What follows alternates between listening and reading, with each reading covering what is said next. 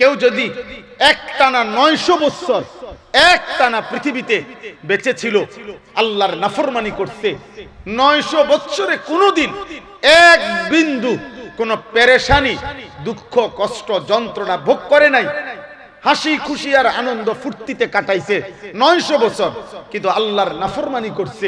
খোদার কসম, তাফসীরের মধ্যে আছে, মালাকুল মউত আজরাইল যখন জান কবজ করতে আসবে, তার পূর্ব মুহূর্তে সাকরাতুল মউত, মৃত্যুর যে যন্ত্রণা শুরু হবে, ওই মৃত্যু যন্ত্রণার প্রথম সেকেন্ড খোদার কসম তার 900 বছরের দুনিয়ার সুখ আর আনন্দ 1 সেকেন্ডে ভুলে যাবে। 1 সেকেন্ড, 1 সেকেন্ড। পরের সেকেন্ডে যদি ওই নাফরমানকে জিজ্ঞেস করা হয় যে বিগত দুনিয়াটা তুমি কেমন কাটাইলা, সুখেই তো ছিলা না, তো ওই বেঈমান নাফরমান পাপী বলবে, আয় মাওলা, জীবনে সুখ কি জিনিস আমি কোনোদিন দেখি না। অতএব এটা স্পষ্ট কথা। আজকে আমি সংক্ষেপে এটা বললাম। আজকে মুসলমানের বাবা মা, আপনি জীবনটাকে শুধুমাত্র বাজার ব্যবসা, আপনি শুধু ক্ষেত ফসল, আপনি শুধু ঘর দালান বিল্ডিং, আপনি শুধু খাট ফার্নিচার, এর মধ্যে আপনারা ব্যস্ত।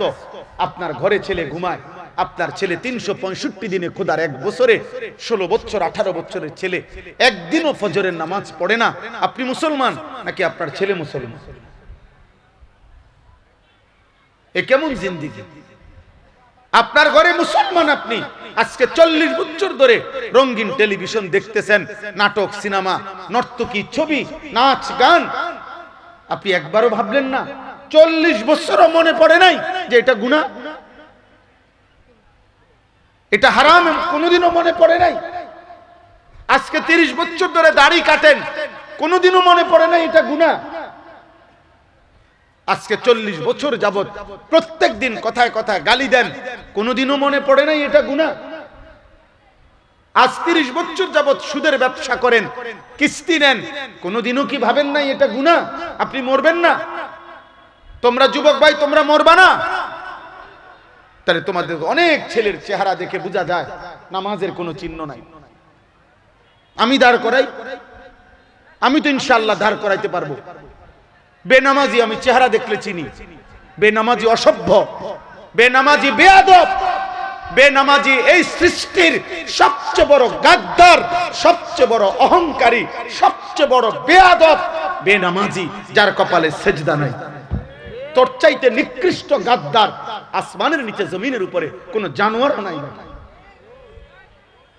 কোন জানোয়ারের জন্য সেজদা করে না যে ওই জানোয়ারকে আল্লাহ সেজদা করতে বলে নাই। কুকুরকে আল্লাহ সেজদা করতে বলছে,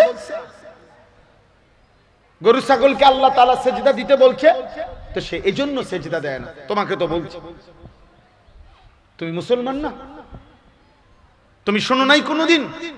তাহলে আপনার ছেলের এই হালাত, মেয়ের এই হালাত, ঘরের মধ্যে মহিলা গান, বাদ্য, নাটক, সিনেমা, টেলিভিশন, মোবাইল, আপনি সংসার করেন, আপনি খাট বানান, সোফা বানান, আপনি বিল্ডিং বানান, আপনি খেতে ফসল, মাথার ঘাম পায়ে পড়তেছে, এই পরিমাণ রোদে পুড়লেন, এই পরিমাণ বৃষ্টিতে ভিজলেন, এই পরিমাণ কষ্ট মেহনত করে এই মানুষগুলোর জন্য সম্পদ আপনি উপার্জন করে তাদের মুখে খাবারের জন্য ফিকির করলেন, আর ওরা আল্লাহকে একটা সেজদাও দেয় না।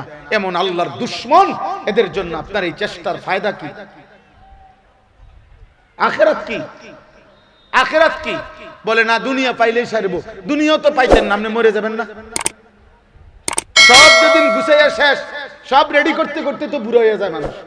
60 বছর শেষ হয়ে যায় এই সোফা, খাট, পালং, বিল্ডিং, দালান শেষ করতে করতে। যখন মোটামুটি শেষ হয় তখন আর শরীরে কুলায় না, তখন আর জানে কুলায় না। তখন তো খাবার তো আছে, খাবার তো আছে। আমার মা আছে বাসায়, বগুড়া, আমার বোনের বাসায় আমি দেখা করে আসছি। এখন আমি যদি মা বলে, এখন আমি 30,000 না 50,000 টাকার বাজার আমি করে দিতে পারবো এখন মারে, কিন্তু মা তো খাইতে পারে না। মার বয়স 75 বছর। এখন আমরা 5 ভাই ইনকাম করি, 5 ভাইয়ের উপার্জন আছে, আমরা 5 ভাই, তা আমরা 5 ভাই মিলে মারে প্রতিবেলা যদি 5 কেজি গোশত কিনে দেই অসুবিধা হবে না, কিন্তু মা তো খাইতে পারে না। দুনিয়া ভোগ করবেন কেমনে? অতএব শেষ কথা এটাই, আজকে এতটুকুই আপনাদের কাছে আমার সংক্ষিপ্ত নসিহত। আপনারা মেহেরবানি করে নিজের স্ত্রী, নিজের ছেলে মেয়ের ব্যাপারে, ঈমান আমলের ব্যাপারে, আখিরাতের ব্যাপারে আরেকটু নজর দেন। আর কিশোর যুবক ভাই, তোমাদেরকে মনে রাখো, আব্বা প্রিয় ভাই আমার, আমরা আল্লাহর দিকে ডাকছি তোমারে, তোমারে কোরআনের দিকে ডাকলাম, তোমারে সেজদার দিকে ডাকলাম।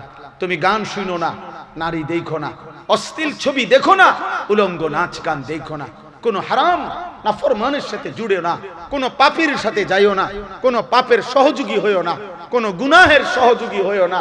আল্লাহর কসম, আল্লাহ তাআলা ওই যুবককে ভালোবাসে। আল্লাহ কোরআন হাদিসে আছে, ইন্না রাব্বাকা লা ইয়াজাবু লিশ-শাবি লা সাবওয়াতা লাহু, যেই যুবক যৌবন কালেও গুনাহ, হারাম, অশ্লীলতার প্রতি আকর্ষণ নাই, আল্লাহর কসম নবী বলছে আরশ আজিম থেকে আল্লাহ ওই যুবকের দিকে তাকিয়ে অবাক হইতে থাকে। অবাক, আল্লাহ অবাক হয় যে আমার বান্দা পুরা যৌবন থাকা সত্ত্বেও ও নাফরমানি করছে না। আল্লাহ তাআলা সমস্ত যুবককে তৌফিক দান করেন। আমাদেরকে আল্লাহ তাআলা গান, বাদ্য, অশ্লীলতা, বেহায়াপনা, অসভ্যতা, এই নোংরামি এর থেকে হেফাজত করেন। আল্লাহ তাআলা আমাদের আখলাক চরিত্রের নিয়ামত দান করেন। আমিন। সুবহানাল্লাহি ওয়া বিহামদিহি, সুবহানাকাল্লাহুম্মা ওয়া বিহামদিকা, আলহামদুলিল্লাহি রাব্বিল আলামিন। اللهم أنت السلام ومنك السلام تباركت يا ذا الجلال والإكرام يا أرحم الراحمين يا أرحم الراحمين يا أرحم الراحمين ربنا ظلمنا أنفسنا وإن لم تغفر لنا وترحمنا لنكونن من الخاسرين مولاي كريم আপনি মাফ করে দেন, রব্বে করিম আপনি মাফ করে দেন। আজকের এই মাহফিলের আয়োজন আপনি কবুল করে নেন। আল্লাহ, যার যত ফিকির, মেহনত, ভালোবাসা, সহযোগিতা, আন্তরিকতা ছিল সব আপনি কবুল করে নেন। এক বিন্দু ভালোবাসা, এক টাকার সহযোগিতাতেও আপনি বরকত দান করেন।